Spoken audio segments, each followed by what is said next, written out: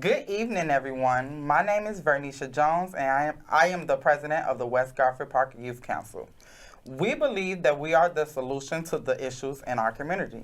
Our theme is nothing with us, without us. The West Garfield Park Youth Council is comprised of young people on the west side of Chicago whose focus and concern is the youth leadership and concern in the West, within the community to reduce senseless violence and illegal substance use.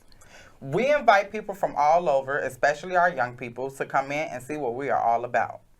Our show will be scheduled every Thursday at 7 p.m. Again, that is every Thursday at 7 p.m. Our show can also be viewed online at www.cantv.org/live. Again, that is www.cantv.org/live. Well, everyone, I would like to introduce my guest this evening. His name is Mr. Preston Allison Jr., the CEO of PAJ. He will let you guys know what that is a little bit later, but yes, he's the CEO of PAJ. Thank you, Mr. Preston, for being a guest on my show tonight. Thank you very much for inviting me. I greatly appreciate you. Thank you. Again, everyone, my name is Vernisha Jones, and I am the president of the West Garfield Park Youth Council, and you are watching a live interactive call-in program brought to you by CanTV 21. During the next 25 minutes, we're going to be discussing bridging the intergenerational gap between local organizations on the west side of Chicago. We invite our viewers watching to leave your comments and questions at 312-738-1060. Again, that is 312-738-1060. So today's topic is bridging the intergenerational gap between local organizations on the west side of Chicago, which is something that we really want to pour into. Can I start with asking you a few questions? Of course you can. So can you tell everyone who you are and what is your purpose for existing? And when you tell everybody who you is, I want you to stick to you. Okay. Not about your profession. I want you to stick to who you are as a person. Who I am as a person? Mm-hmm. All right. Wow. Thank you. No problem. Well, I guess who I am as a person, I oftentimes tell young people when I'm in session, who are you? A husband, a father, a businessman, an author. I hold many multi-positions working with individuals, and this is what led me to work with other organizations because this is who I am. And so you are as a person mean I'm a compassionate person. I'm a person that wants to be with socialization and interacting with people. And so this has helped me to create and formulate a company. Okay. PAJ. PAJ, okay. And what do you feel like your purpose is for existing? Well, at this point, when I asked several other people, to say, hey, who do you think you are to people? A lot of time, I look at, I'm a man of knowledge, wisdom, insight, meaning that I want to share my knowledge. I want to share my experience. And when I give that to an individual, I believe that it'll help them get a good result in certain areas of their lives. Okay. And I heard you say PAJ. Yes, ma'am. What is that? Okay, all right. PAJ is actually abbreviation to say everybody think it is Preston Allison Jr. But PAJ stands for Partnership Advocating Justice, meaning PAJ Associate Building a Better You, and it's centered around social emotional learning with our youth within the city of Chicago. So we partnership, whether it's with the parents or local organizations, and help them in that area to identify areas that need to grow, insight, and mature. And where you located? Is you located on the west side, the south side? Like, where are you located? Okay, we're located near the Austin area, but we're located in Chicago because it's a line between those, and it's on the north side of Chicago. And so, yes. Okay. So why is helping young people, helping people in general, why is that so important to you? Why are you so passionate about doing that? Well, I'm very passionate about that because I'm a father of 5, and I raised 3 daughters and 2 sons on the west side of Chicago. But in addition to that, raising children, the thing of our youth right now, one of the greatest things I believe that you can do is give them profitable knowledge, meaning giving them knowledge in areas whether it's in finance, in areas of mental health, and the areas where they can help them find their way. And so the biggest investment that we can do with our youth is pour into them that generation, and as well as team up with them that we can all become in oneness and be able to, work in the city, work around and help, people. Okay. What do you, okay, I see you said you raised 5 kids. How was that raising 5 kids on the west side of Chicago? Honestly. Can we be honest? Yeah, honestly. Challenging. Yeah. And what aspect? Why? Good question. Well, did you raise the perfect kids, or was it it was hassles? Okay. So we used a structure and we didn't even know we was using it. First of all, I met my wife at 15. Yeah. Okay. Yeah. So we've been together for 35 years and 30 years of marriage. And so we had challenging ourselves because transitioning to get married as teenagers and going into 20, we was adolescent, let's learn some lessons. Yeah. And we moved right into adulthood, which was responsibility, and we already had 2 girls. And so I had 3 daughters. And so, even though my wife, is a female, she's young, they looking to me for guidance. And so I am glad that I had local organizations that help us through that process. I cannot say we did it alone. We did it with many individuals from the different churches and organizations, and we had structure. Our children went to school, and then after that they had different programs they went afterwards. So that helped my children navigate time throughout, their growing up in the inner city. It is very important with young people that you have some form of structure that can bring guidance, because structure do also bring safety. And so how do you help these parents now? Because I know, that's how I was raised. I was raised to where I went to school during the day. After school, I was always a part of something. It was never no free time to do nothing for them. Well, but I would say the programs that I was a part of, I enjoyed them. So it was never nothing where it was like, oh my God, I don't want to go here. So it was always, I enjoy it because I'm only 26. Okay. So it's like when I did programs, I enjoyed doing it. But what do you say for parents that it's not as easy as that don't have that type of structure in their households, and they trying to, get their child on the right path, but it's like, it's not the same. It's not the same, and you're right. I would share with many of our parents that we work with and talk to, you have to first, in any form of relationship, I call it the ships. You have to let your children know that this is a partnership.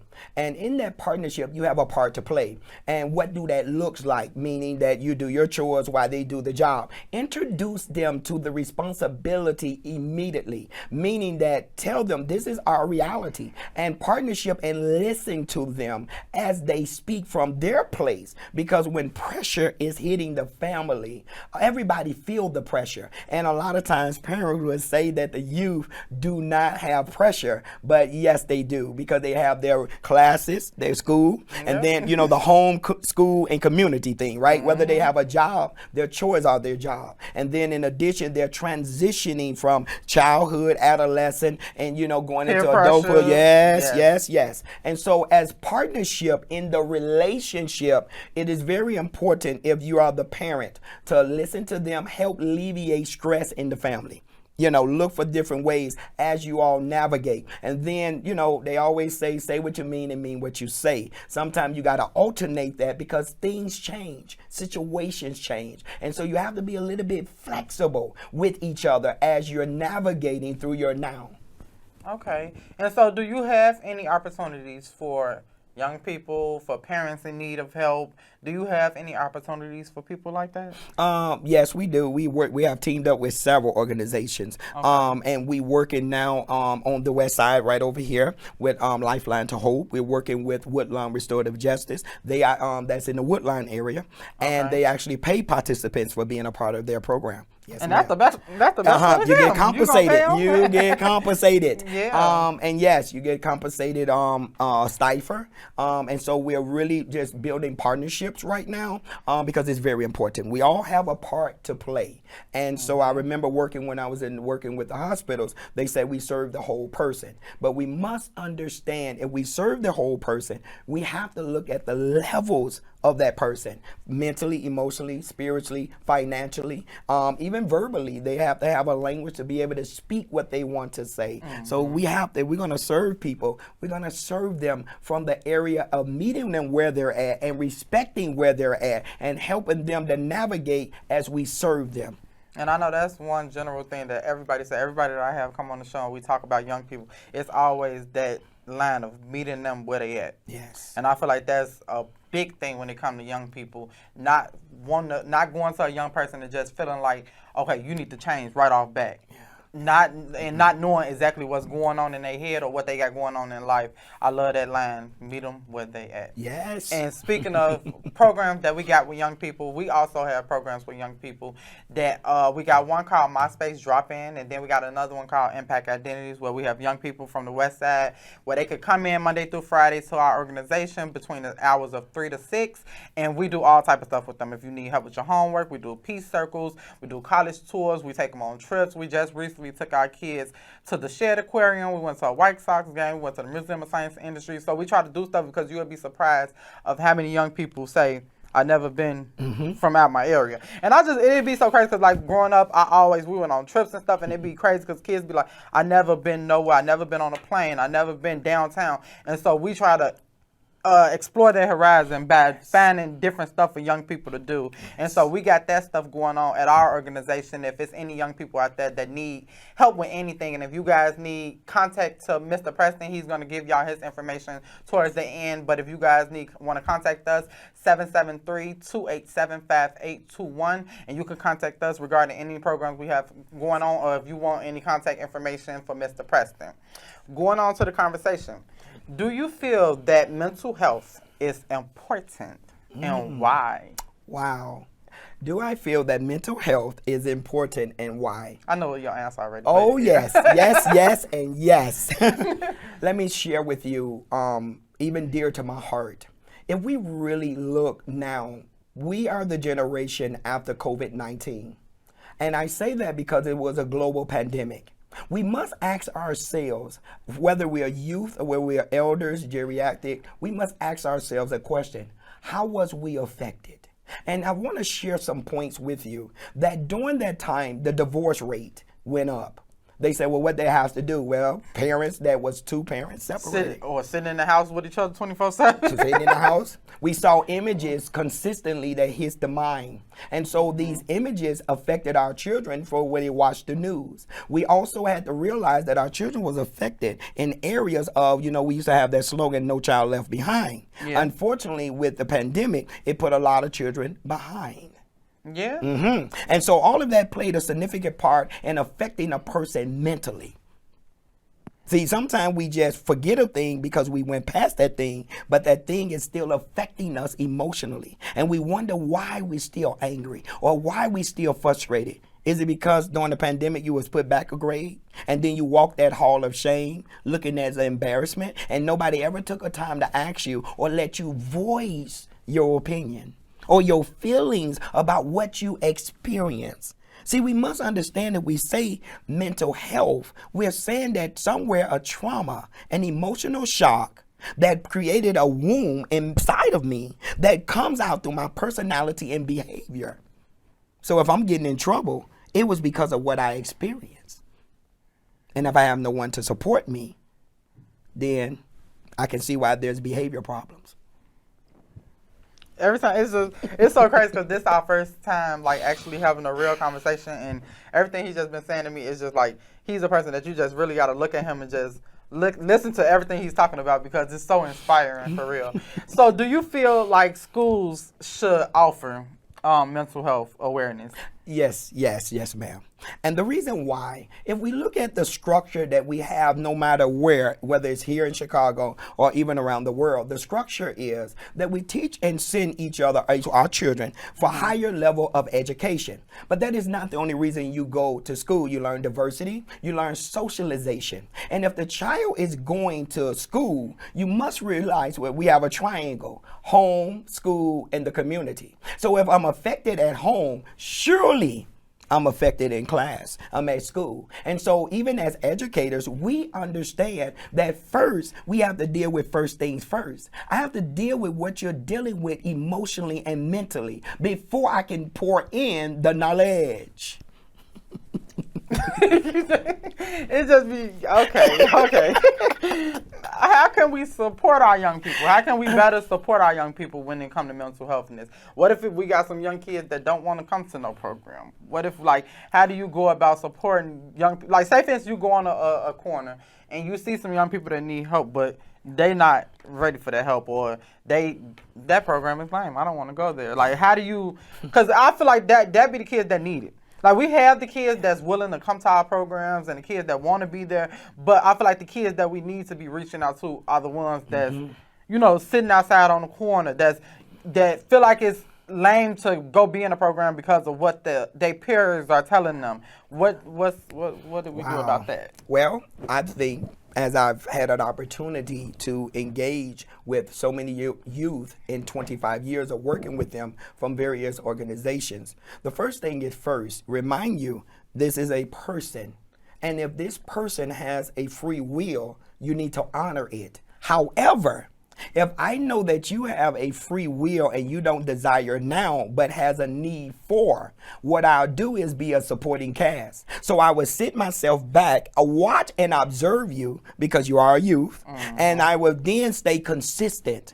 Through that consistency and compassion, I found it is a drawing tool because other youth bring youth. When they experience some, oh man, they used to say loose lips sink ships. Yeah. Well, I'm going to tell you, when somebody get to telling, they become your market and they market your program. And so they'll say, look, we had so much fun. And after a while, it'll bring that curiosity alive.